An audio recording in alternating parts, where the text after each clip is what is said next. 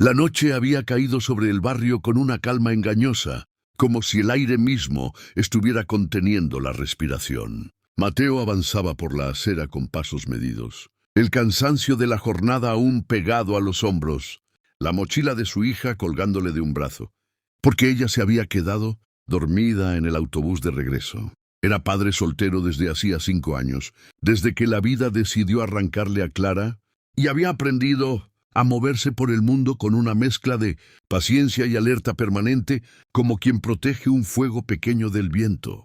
Vivían modestamente pero con dignidad, y Mateo se había prometido que su hija, Lucía, jamás sentiría que le faltaba algo esencial: seguridad, cariño y la certeza de que su padre siempre estaría ahí. Aquella noche, sin embargo, el destino parecía empeñado en poner a prueba esa promesa de una forma brutal. El callejón que conectaba la parada del autobús con su edificio estaba mal iluminado. Una de esas decisiones urbanas que nadie corrige hasta que algo ocurre. Mateo dudó un instante, pero el camino alternativo era más largo y Lucía respiraba con ese ritmo profundo de quien sueña sin sobresaltos. Entonces escuchó el primer grito, quebrado, urgente, seguido de una súplica que le heló la sangre. No fue un sonido abstracto. Fue una voz humana pidiendo ayuda, una voz de mujer, y Mateo supo, sin necesidad de pensarlo, que no podía seguir caminando como si nada. La frase se clavó en su cabeza como una orden. «Papá, por favor, ayúdala». No porque alguien la hubiera dicho, sino porque su propia conciencia la pronunció con la voz de Lucía, recordándole quién era y qué debía hacer. Dejó a su hija con cuidado en el suelo, apoyada contra una pared, y le susurró que esperara, que volvería enseguida. Avanzó hacia el origen del ruido con el corazón golpeándole el pecho. No con rabia, sino con una determinación fría que había aprendido en años de sacrificios silenciosos. 2 hombres acorralaban a una joven junto a un coche viejo, sus sombras recortadas por una farola temblorosa. No había tiempo para discursos ni para cálculos largos. Mateo habló una sola vez, con voz firme, pidiéndoles que se apartaran. La respuesta fue una risa burlona y un paso hacia él, suficiente para que la situación se volviera inevitable. Mateo no era un héroe de película, pero había trabajado en construcción, había cargado sacos, había aprendido a usar su cuerpo con eficiencia. Cuando el primer hombre intentó empujarlo, Mateo se movió por reflejo, desviando el golpe y usando el peso del otro contra sí mismo, enviándolo al suelo con un ruido seco. El segundo, sorprendido, reaccionó tarde. Mateo cerró la distancia, bloqueó sus brazos y lo desestabilizó con un giro aprendido en una clase comunitaria de defensa personal a la que se había apuntado por si acaso. No hubo ensañamiento ni violencia gratuita, solo lo necesario para detenerlos. Los hombres huyeron maldiciendo, dejando atrás su cobardía y un silencio espeso. La joven, temblando, tardó unos segundos en comprender que el peligro había pasado. Mateo se aseguró de que estuviera bien.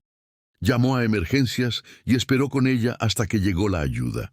No buscó agradecimientos ni nombres. Regresó a su hija, la cargó con cuidado y subió las escaleras de su edificio, con las piernas temblorosas, por la descarga de adrenalina. Aquella noche, mientras Lucía dormía en su cama, Mateo se sentó a su lado y pensó en lo frágil que era todo, en cómo un paso distinto habría cambiado sus vidas. No sabía que alguien había observado la escena desde lejos, ni que ese acto silencioso de decencia estaba a punto de cruzar fronteras que él nunca había imaginado. El día siguiente amaneció con una luz clara, casi irónica en su normalidad.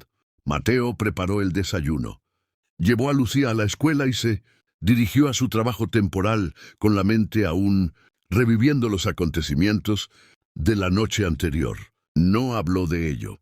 Nunca había sido de contar hazañas, y además sentía que no había hecho nada extraordinario, solo lo correcto. A media mañana, su teléfono vibró con una llamada desconocida que dejó sonar hasta el final. Minutos después, el encargado le pidió que pasara por la oficina. Había alguien preguntando por él. Mateo frunció el ceño, limpiándose las manos en el pantalón antes de entrar. Lo que encontró lo descolocó por completo.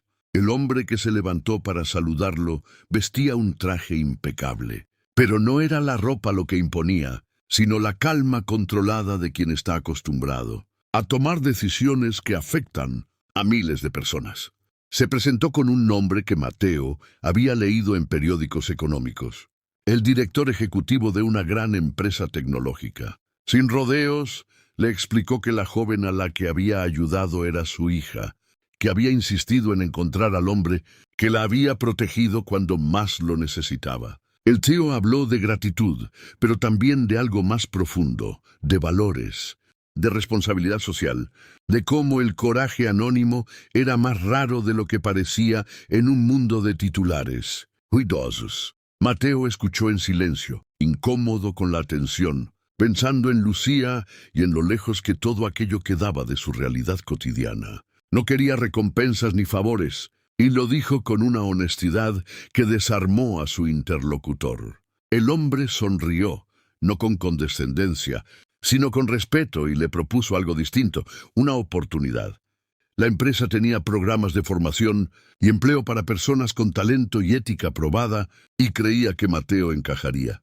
No era caridad, insistió, era inversión en personas que entendían el valor de cuidar a otros. Las semanas siguientes fueron un torbellino de cambios medidos. Mateo aceptó el desafío con la misma seriedad con la que había enfrentado el callejón.